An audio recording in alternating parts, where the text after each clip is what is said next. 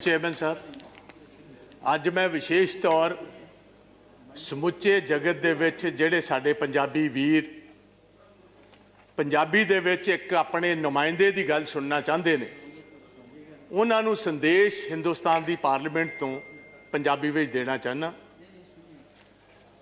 Chairman साहब, जदों 20 सितंबर नूं इसे ही हाउस दे विच एक कानून नूं पास करन दी जिहड़े एग्रीकल्चर के साडे बिल है ने उन्हां नूं पास करन दे इत्थे बहस चल रही सी। मैनूं माण है मेरी पार्टी इंडियन नैशनल कांग्रेस ने मैनूं मौका दिता एज ए लीड स्पीकर गल करन दा। मैं उस टाइम भी ये गल दा जिक्र कीता सी कि जिहड़े बिल ने ये किसानां दे डेथ दे वारंट्स ने ते कोई भी जिहड़ा हिंदुस्तान च रहन वाला मेरा वीर है वो किसानां दे डेथ वारंटां ते दस्तखत नहीं करेगा। तुसी वेखो, तुसी उदों गल नहीं मन्नी, साडा हक सी, सारी ओपोजिशन मंगदी सी कि बुनियादी हक जिहड़ा कॉन्स्टिट्यूशन ने दिता सानू डिवीजन दा इत्थे वोटिंग कराई जाए। तुहाडी उस टाइम भी जिहड़ी सरकार दी मंशा सी वो सही नहीं सी। तुसी धोखे दे नाल, तुसी धोखाधड़ी दे नाल जल्दी दे विच कानून बनाना चाहते सी, क्योंकि कुछ जिहड़े अमीर आदमी सी, वड्डे कॉरपोरेट हाउसेस सी, उन्होंने तुसी बेनिफिट देना चाहते सी। तुसी कहना सी कोरोना दे विच मैनूं हैरानी है, सारी दुनिया जूझ रही है कोरोना दे नाल, साडा देश जूझ रहा कोरोना नाल। 2 वक्त की रोटी गरीब लोगों को नहीं मिल रही, साडी माइग्रेंट लेबर बेचारी पैदल साइकिलों ते बिहार, उत्तराखंड, यूपी वाल जा रही है। गवर्नमेंट को कोई प्रबंध नहीं उन्होंने वापस कर लेंदा। उस टाइम एक चोर दरवाजे के जरिए, बैकडोर के जरिए ऑर्डिनेंसां दे रूप दे विच ये लैके आए। ये मैनूं पहले दसे सरकार ये ऑर्डिनेंसेस लियाउण दी लोड़ की सी। जे असीं 71 साल 72 साल इन्हां कानूनां दी इंतजार कर सकते सी ते 6 महीने होर क्यों नहीं सी कीती जा सकदी। इसे गल कारण अज मोदी साहब तुहाडी सरकार ते पंजाब दे, हरियाणे दे, वैस्टर्न यूपी दे, राजस्थान ते बाहर दे किसानां दा फेथ नहीं है, यकीन नहीं है। उन्होंने पता है चंद पूंजीपतियां दे बेनिफिट वास्ते कानून लेके आए ने, ये किसानां दे बेनिफिट वास्ते, किसानां दे हक दे कानून नहीं ने। एक होर मैं तुहानूं दसदा, मैं इस हाउस दे विच किसी पोलीटिकल पार्टी दे आ जिन्ने किसान यूनियंस बैठियां किसी लीडर दे कहण ते लोक नहीं आए। ये जन अंदोलन है।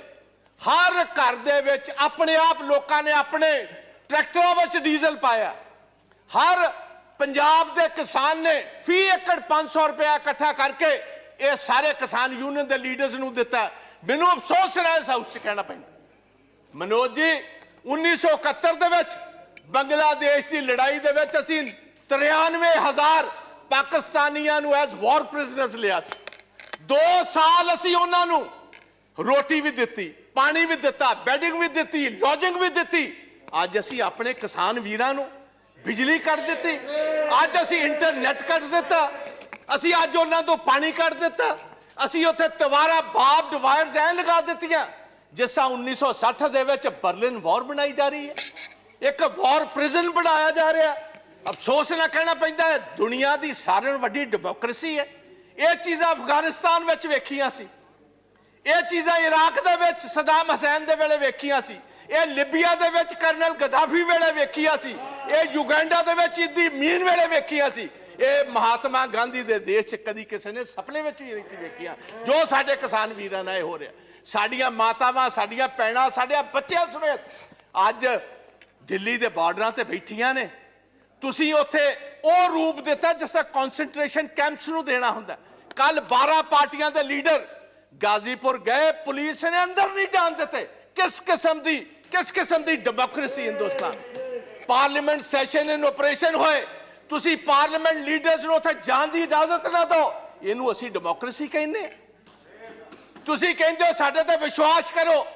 मैं तुहानूं एक सवाल पूछना चाहना चेयरमैन साहब, तुहाडे जरिए सरकार नूं, तुहाडे एग्रीकल्चर मंत्री जी ने गल कही है 1.5 साल वास्ते असीं एक कानून राखवे रख देने, इन अबाइस च रख देने। मैनू इस गल का फर्क दसो, वापस लैन दे विच ते राखवे रखने च फर्क की है? मैं टेक्निकली ये बात पूछता हूं, अगर आप ये कानून को इन एम्बेंस रखते हो उसका मतलब 1.5 साल के लिए ये कानून वापस हो गए। अगर ये वापस हो गए तो भैया क्या आप अकेला बूझ का सवाल बनाए बैठे हो कि किसान माफी मांगेगा तो तब हम मानेंगे? आप ये बात कहने को तैयार हो हम अपने इन कानून में तरमीम करने को तैयार है, ऐसी तरमीम करने तैयार होता मतलब है कानूना विच वड्डी कमी है। आपने खुद कबूल किया इसमें बहुत सारी कमी है। अगर कमी है तो वापस क्यों नहीं लेते? और मैं मोदी जी को यह गुजारिश करूंगा, मोदी साहब तुहाडी कांग्रेस के नाल तो कोई अदावत हो सकती है, तुहाडी ओपोजिशन पार्टियां नाल अदावत हो सकती है। हिंदुस्तान का किसान तो वो जिन्हें तुहानू वोटां पा के कामयाब किया, तुहाडी उहदे नाल की अदावत है? प्रधानमंत्री जी अज मौका है, दूजी बार तुसी प्रधानमंत्री बने हो, अज मौका स्टेट्समैन बनने का, स्टेट्समैन अज तुहाडे कोल मौका एक बार फिर सरदार पटेल वाली जगह लैन दा। वो भी गुजरात का एक पुत्र सी जिन्हों लोग वल्लभ भाई पटेल सरदार के टाइटल नाल जानते। अज तुहाडे कोल मौका है, आओ चलो मैं तुहाडे नाल चलना, चलो सिंघू बॉर्डर। किसान जे तुहाडे नारे ना मारनगे को मैं तुहाडे बेनिफिट वास्ते लेके आया सी, जे तुसी नहीं कबूल दे, अगर आप समझते हो ये आपके हक के नहीं है, भाई मैं वापस लेता हूं। इसमें आपका बड़ापन होगा। दरिया दिली जो लीडर होता है वो उसका सीना भी उतना बड़ा होना चाहिए, दरिया तो नहीं होना चाहिए उसको। दरिया दिली दिखाइए। आज आपको स्टेट्समैन बनने की जरूरत है, प्रधानमंत्री तो आप सेकंड टाइम बन गए। आज सारा देश इंतजार करता है कि मोदी साहब कब आएंगे। वो तोमर साहब की बात पर यकीन नहीं करते। क्यों नहीं करते? क्योंकि जिस ढंग से आप ये कानून लेकर आए हो, जिस ढंग से आपने इस पार्लियामेंट को, जो हिंदुस्तान की सबसे, मैं समझता हूं एक सबसे बड़ा फेथ है जिस हाउस पर, वहां हमारा जमहूरी हक नहीं दिया, आपने तो डिवीजन नहीं कराई।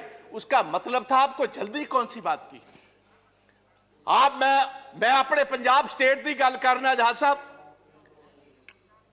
स्टैट्यूटरी बॉडी है तुहाडी जीएसटी, पिछले 10 महीनों का 8000 करोड़ रुपया पंजाब का इन्होंने नहीं दिता। तुहाडा फेथ असीं किस तरह करिए, तुहाडा यकीन असीं किस तरह करिए? रूरल डेवलपमेंट फंड पंजाब का आरडीएफ जो बुनियादी, क्योंकि जो फसल पंजाब की एजेंसी खरीदती है फूड कॉर्पोरेशन ऑफ इंडिया, हम क्योंकि अपने किसान को टैक्स नहीं करते, असीं अपने किसान को टैक्स नहीं करते। ये लेवी जिहड़ी है स्टैट्यूटरी है, गवर्नमेंट को देनी पाती है। साडा 3% तो घटा के 1% कर दिता। तुसीं कहंदे हो पंजाब के लोग तुहाडे ते फेथ कर, किस तरह फेथ कर? तुसीं दुश्मनां वाला काम साडे नाल कर रहे हो। मैं एक होर कहना चाहना इस हाउस दे विच, ये नवी हिस्टरी नहीं, गुलाम नबी आजाद साहब ने बहुत खूबसूरत ढंग नाल दस्सिया सी अंग्रेज़ों के खिलाफ, ब्रिटिश गवर्नमेंट के खिलाफ। देवगौड़ा जी 6-7 बड़ी मूवमेंट हुई एग्रीकल्चर, जिसको लीड महात्मा गांधी, वल्लभ भाई पटेल साहब करते रहे, और सभी जगह पर ब्रिटिश को अपना पैर पीछे खींचना पड़ा और जिम्मेदारों की बात माननी पड़ी। तो ये मैं गुजारिश करता हूं, पगड़ी संभाल जट्टा। आज से 100 साल पहले शहीद आजम भगत सिंह के ताया और उनके पिता ने यह आंदोलन शुरू किया था, और हमारे दीपेंद्र सिंह हुड्डा जो बैठे हैं, इनके ग्रेट ग्रैंडफादर, वो भी इस मूवमेंट में साथ है, चौधरी माथुराम जी। उस मूवमेंट में भी 3 कानून ही आए थे, जैसे अब 3 लेकर आए। 9 महीने मूवमेंट चली और अंग्रेजों को भी अपने घुटने टेकने पड़े, गोडे टेकने पे। मैं इस पवित्र सदन के विचों कहना चाहना, यही जिक्र सा सुखदेव सिंह ढींडसा ने किया। लाल किले दे उत्ते जो कुछ होया 26 जनवरी नूं, सानू बड़ा अफसोस, सानू बड़ा दुख है। As a Punjabi, as a Sikh, I condemn that whole incident what happened. सानू तुसी नैशनैलिटी ना सिखाओ। नेशनलिज्म साडा हर एक बच्चा हर महीने नेशनल फ्लैग में लिपटकर हर महीने पंजाब और हरियाणा का आता है। आप हमें नेशनलिज्म सिखाएंगे भाई? आप उनको खालिस्तानी कह रहे हो जो लाल किले की, क्योंकि बहुत सारे लोग हिस्ट्री नहीं जानते। हमारे 9वें गुरु तेग बहादुर महाराज, गुरु तेग बहादुर जी ने किसके लिए शहादत दी थी? उन्होंने शहादत दी कश्मीरी ब्राह्मण्स के लिए। कश्मीरी ब्राह्मण पंजाब में गुरु तेग बहादुर जी के पास आए कि औरंगजेब हर रोज जनायु उतारता है, तलवार के ताकत के साथ वो हमें कन्वर्ट करता है, हमारे धर्म को तब्दील करता है। आप इन पिटीशन हमारे साथ ही जैसे कोई वकील लेकर जाता है, वो इन पिटीशन लेकर औरंगजेब के पास आए और औरंगजेब ने इसी लाल किले से जिसका आप जिक्र करते हो, इसी लाल किले से ये कहा जो पिटीशन लेकर आए इसका सिर कलम कर दिया जाए।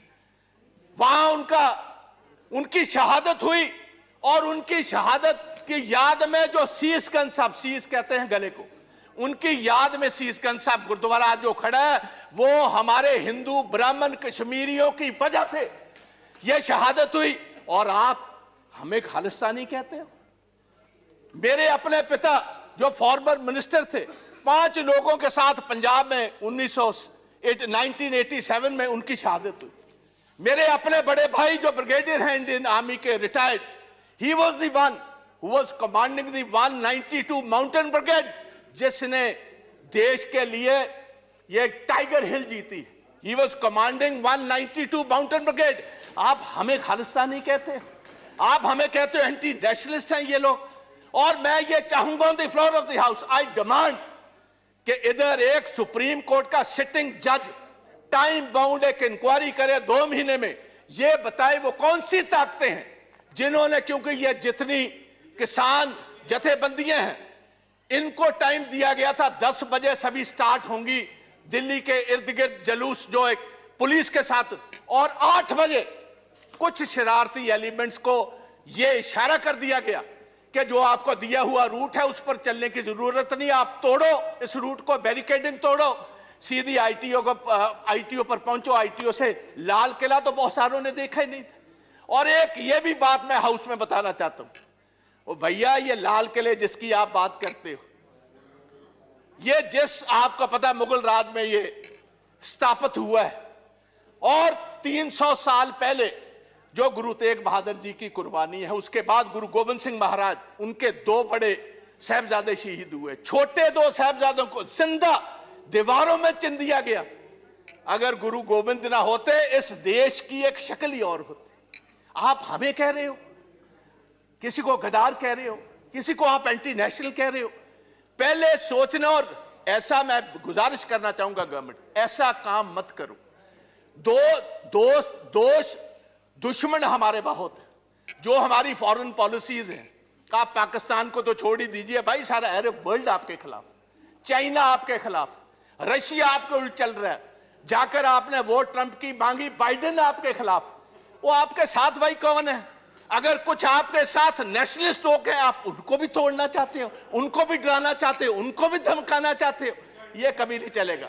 और पंजाबी और सिख विशेष तौर प्यार से तो बात आपकी मान सकते, डर से, डरावे से, बंदूक से, तोप से ये डरने वाली कौमें नहीं। इन्होंने तो सारी हिस्ट्री ही शहादत की है। तो मेरी गुजारिश है, ये ब्लैक लॉज वापस लीजिए, ये काले कानून वापस लीजिए।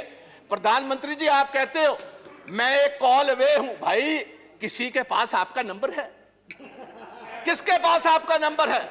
आप क्यों नहीं इन किसान जथेबंदियों को, ये मेंबर्स ऑफ पार्लियामेंट, इनको साथ लेकर चलिए, हम चलते हैं आपके साथ। आओ आपके जय जयकार के वहां नारे लगवाएंगे। आप इन कानूनों को वापस लीजिए। आप 1.5 साल के बाद नए कानून लाइए, सिलेक्ट कमेटी में भेजिए। जितने स्टेक होल्डर्स हैं, किसान जथेबंदियां हैं, किसान हैं, मेंबर्स ऑफ पार्लियामेंट हैं, चीफ मिनिस्टर हैं, हमारे एग्रीकल्चर साइंटिस्ट हैं, उनको कहिए खेती के लिए, किसानों के लिए कौन सी सबसे बेहतरीन कानून है। कॉर्पोरेट्स के लिए नहीं, कॉर्पोरेट्स को हम बेनिफिट नहीं देंगे, हम किसानों के बेनिफिट के लिए कानून लाओ, हम आगे होकर आपकी मदद करेंगे। आओ एक नई इतिहास की सिर्जना करें। मैं इतना ही कहता हुआ एक लास्ट में थैंक यू धन्यवाद प्लीज भारद्वाज जी। एक बस मैंने किसानों के लिए, पंजाब के किसानों के लिए एक छोटी सी कविता लिखी है, वो पढ़कर इजाजत ले लूंगा। कहते ने चीर देंदे ने पहाड़ हुंदा जिन्हां नूं जनून, रह के मंजिलां तो दूर किथे मिलदा है सकून। हारदे नहीं हुंदे मर्द दलेर, बस हौसला बना के तुसी किसान वीरो रखियो। असी जितांगे जरूर, जंग जारी रखियो, असी जितांगे जरूर, जंग जारी रखियो। जय हिंद, जय जवान, जय किसान, ते वाहेगुरु जी का खालसा, वाहेगुरु जी की। प्रताप सिंह बाजवा जी, तुसी अपनी भाषा